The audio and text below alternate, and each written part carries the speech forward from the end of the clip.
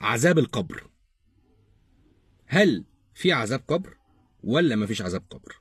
طبعا الناس اللي متابعاني عارفة الإجابة. مفيش عذاب قبر. عذاب القبر هو خرافة من خرافات أصحاب الدين الموازي اللي نسبوها كذبا للرسول، وقالوا ان الرسول قال ان في ملكين وهيجوا يسالوك وثلاث اسئله وانتوا هتجاوب عليهم، ويا اما ما تجاوبش يا اما مش عارف ايه، وبعد كده يا عذاب يا نعيم وتشوف مقعدك من الجنه لا مقعدك من النار. كل ده الرسول اصلا لا يعلم الغيب. جميل. قال لك طيب سيبك من الاحاديث، لو انت ما بتاخدش بالاحاديث نجيب لك من القران. طب هات لنا يا عم من القران. قال لك في سورة غافر الآية رقم 46: بسم الله الرحمن الرحيم: النار يعرضون عليها غدوا وعشيا ويوم تقوم الساعة أدخلوا آل فرعون أشد العذاب. هل دي كده اللي بتأيد إن في عذاب نار؟ يا ابني أنت فاهم غلط. عذاب قبر أنتوا فاهمين غلط. فاهمين غلط خالص. الآية بتقول إن آل فرعون هم اللي يعرضوا على النار. النار يعرضون عليها، يعرضون عليها، مش هي اللي بتعرض عليهم، مش هم اللي بيتعذبوا في قبرهم. لا، كأن ربنا بيوصل رسالة للنار: أنا بعرض عليكي كل يوم أهو آل فرعون، جهزي نفسك عشان يوم تقوم الساعة دول ليهم أشد العذاب. دول مش أي حد، كأن لهم مكانة خاصة كده في العذاب.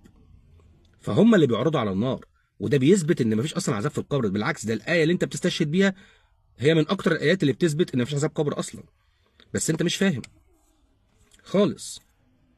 ده غير ان في ايات كتير في القران بتثبت يقينا ان العذاب او النعيم والجزاء الخير تمام يوم القيامه، الحساب يوم القيامه.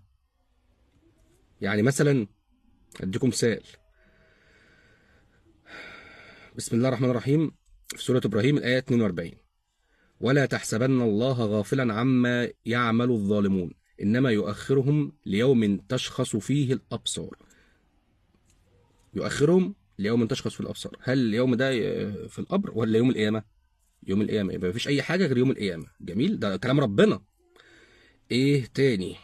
بسم الله الرحمن الرحيم في سوره ال عمران 185: بسم الله الرحمن الرحيم: كل نفس ذائقه الموت وانما توفون اجوركم يوم القيامه. حسابك يوم القيامه. طيب نروح بقى لآيات تانية.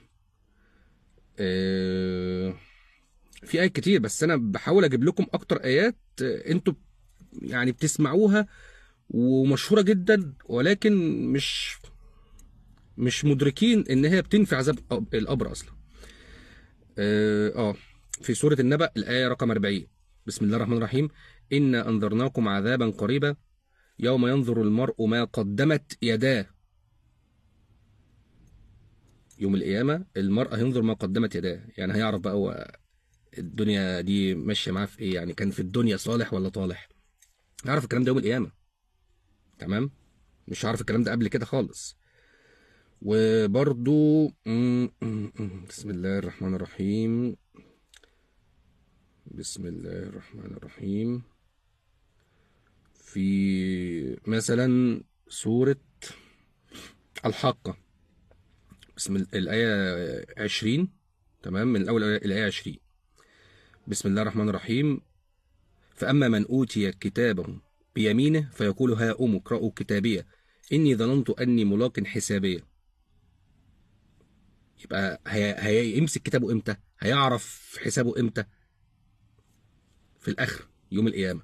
وبرضه في نفس السورة الآية 25 و26 و27 عن بقى اللي هياخد كتابه بشماله: وأما من أوتي كتابه بشماله فيقول يا ليتني لم أوت كتابيه ولم أدري ما حسابيه.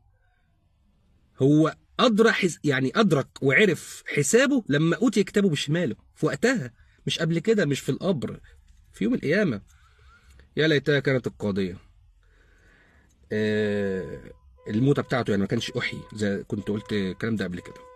طيب هقول لكم برضو بسم الله الرحمن الرحيم في سورة ياسين. ده بقى الدليل المنطقي، الدليل المنطقي جدا ان مفيش عذاب قبر. منطقي قوي. بسم الله الرحمن الرحيم، الآية رقم 12 في سورة ياسين. بسم الله الرحمن الرحيم. إن نحن نحيي الموتى ونكتب ما قدموا وآثارهم وكل شيء أحصيناه في إمام مبين. إن نحن نحيي الموتى ونكتب ما قدموا وآثارهم، يعني اللي عملوه في حياتهم هم عايشين متسجل، حلو أو وحش، كله متسجل، الحلو والوحش. وآثارهم يعني ما ترتب عليه من آثار، يعني اللي هيستفيد منه وهيهدى بسببه أو هيضل بسبب اللي عملوه. بمعنى لو واحد مات ونزل القبر وأعماله الحلوة أكتر من أعماله الوحشة في حياته، هيجي يتحاسب على أعماله الحلوة إن هي أكتر فيخش الجنة وهو في القبر. طب وآثارهم كان عامل حاجة وحشة بيضل بها الناس عمالين يضلوا وهو ميت، وهم عمالين يضلوا والعداد بيعد عليه. وآثارهم نكتب نكتب نكتب نكتب، بقت السيئات أكتر من الحسنات في الوقت ده. هيتحاسب إزاي جوه القبر؟ هيبقى كده في مشكلة. فده منطقي جدا تأجيل الحساب ليوم القيامة، اللي هو وقت ما خلاص الحياة بتفنى وتعدم من الأرض وما عادش فيه أي عمل لأي حد، وقتها هيتم الحساب. عشان تبقى انت استنفذت كل الخير بتاعك، سواء اللي انت عملته وانت عايش او اللي اتحسب لك وانت ميت، وكذلك الشر اللي انت عملته وانت عايش او اللي اتحسب عليك وانت ميت. وبعدين في نقطة جميلة كمان في موضوع عذاب القبر. موضوع عذاب القبر ده أصلا بيثبت يعني زي دايما بقول التناقض اللي موجود في الأحاديث، الاختلاف الكثير لو كان من عند الله لوجد فيه اختلافا كثيرا. أهو بقى الأحاديث عشان هي مش من عند الله متألفة منكم وناسبينها كذبا وزورا للرسول. موضوع عذاب القبر ده يثبت لك تناقض الأحاديث. ليه بقى؟ احنا قلنا خلاص ان الرسول المفروض بيقول ان هو قال في عذاب قبر. طيب ما هو برضه في حديث صحيح رواه مسلم: إذا مات ابن آدم انقطع عمله إلا من ثلاث، عمل صالح ينتفع به وصدقة جارية أو ولد صالح يدعو له. يعني أهو ده عامل زي إيه؟ وآثاره جميل كده. طب منين الرسول بيقول كده إن العمل انقطع إلا من ثلاث؟ يعني عمله هيفضل شغال ويتحسب له خير خير خير. هيتعذب ليه في القبر؟ ما هو جاي له حسنات اهي. ليه يتعذب في القبر؟ المفروض يستنى بقى لحد يوم القيامة. المفروض ده حديث صحيح، ودي احاديث المفروض بيقول عليها صحيح. ففي تناقض. عشان كده يا جماعه ارجعوا لكتاب الله، ركزوا مع كتاب ربنا. كنت دايما وانا صغير بقول ايه بقى؟ الحته بتاع الملكين. هم الملكين وهم بيحاسبونا في القبر بيسالوا مثلا، هيسالوا سيدنا محمد يقول له من الذي بعث فيك؟ لا كده هيتسال سؤالين بس: من ربك وما دينك؟ بس مفيش بقى سؤال ثالث. اصل اقول انا اللي بعثت في نفسي؟ مفيش الكلام ده. طب اللي قبل سيدنا محمد كان الثلاث اسئله بتاعتهم ايه؟ هل نفس الثلاث اسئله ولا ما كانش فيه اصلا؟ طيب لو واحد يعني ما كانش صالح قوي في الدنيا وما كانش برضه مذنب قوي، بين البنين، يجي يجاوب ازاي؟ ما هو يا اما هيجاوب يعني دايركت: الله ربي، الاسلام ديني، محمد رسولي، فده سهله. واللي مش عارف اللي هو الوحش قوي المذنب والكافر والكلام ده هي ها على كلامهم، ها مش عارف يقول حاجه. طب اللي بين البنين ده يعمل ايه؟ هيتهته. بيقول لك هيتهته. طب التهته دي الملاكين هيقيموها ازاي؟ يا جماعه الامتحان بتاع ربنا يا تنجح يا تفشل يا تعدي. بس ده عذاب، ده مش لعب، يا عذاب يا نعيم. عشان كده الحساب عند ربنا، وعند ربنا ميزان، وربنا هو العادل.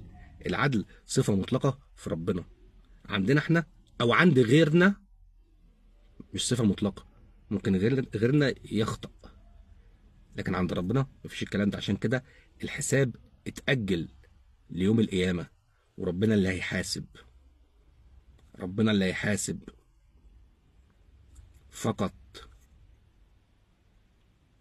اتمنى ترجعوا لكتاب ربنا وتقروا وتسمعوا بتمعن، تحاولوا تدركوا